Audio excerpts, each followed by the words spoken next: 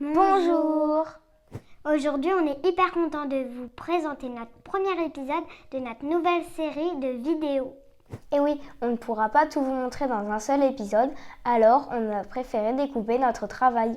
Et le sujet de cette série est le laser game. Vous l'avez vu dans un de nos vlogs cet été, on a fait du laser game et on adore ça. Et du coup, on s'est dit que ça serait super d'en créer un nous-mêmes. Et maintenant que vous savez tout, c'est parti!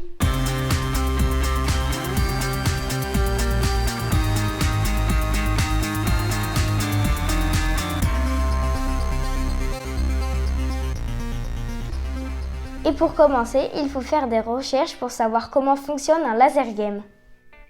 Et pour ça, Google est notre ami. Je vais donc tout de suite aller chercher des infos.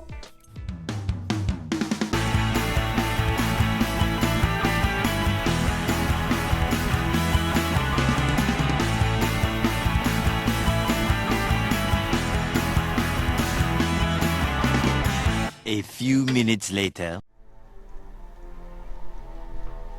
Déclinez votre identité au nom du roi. Tu fais tes recherches sur Netflix là?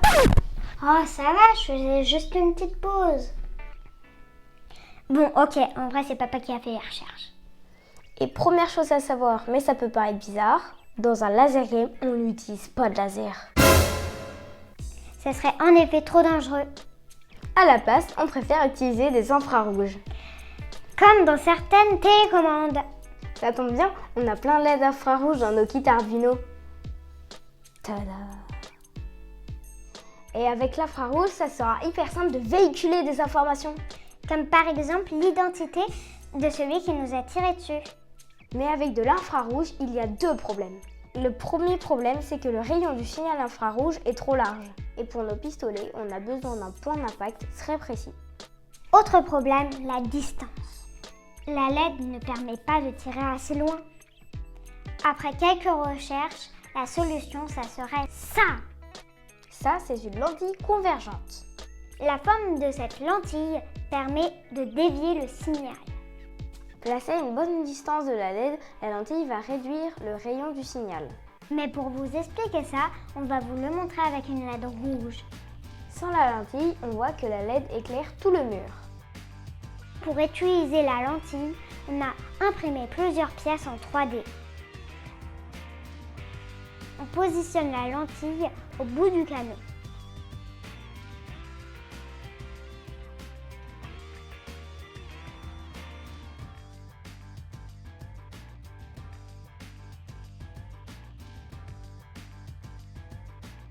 Et la LED sur la glissière.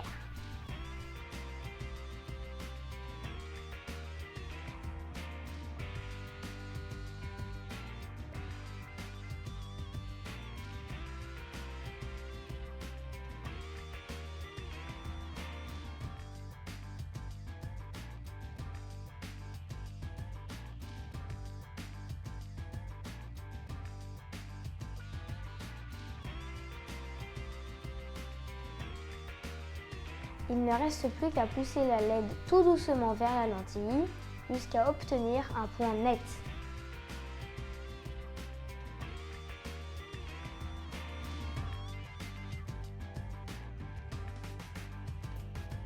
Et voilà, on a un canon capable de tirer un signal pas plus gros qu'un point. Et cerise sur le gâteau, comme la lentille concentre le signal peut aller beaucoup plus loin. Pour vous donner un ordre d'idée, on a réussi à toucher une cible à plus de 50 mètres. 50 mètres, c'est largement suffisant pour notre laser game. Voilà, on va en rester là pour cet épisode. Dans les prochains épisodes, on se penchera sur les autres parties du pistolet.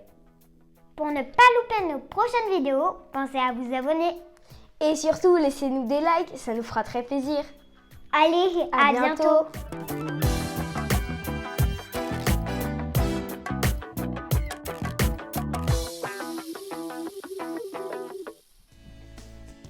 Et du coup, on s'est dit que ça serait super.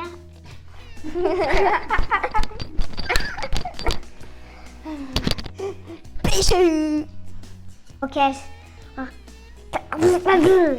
Allez, c'est fou, hein, dans un laser quand même, on n'utilise pas de laser.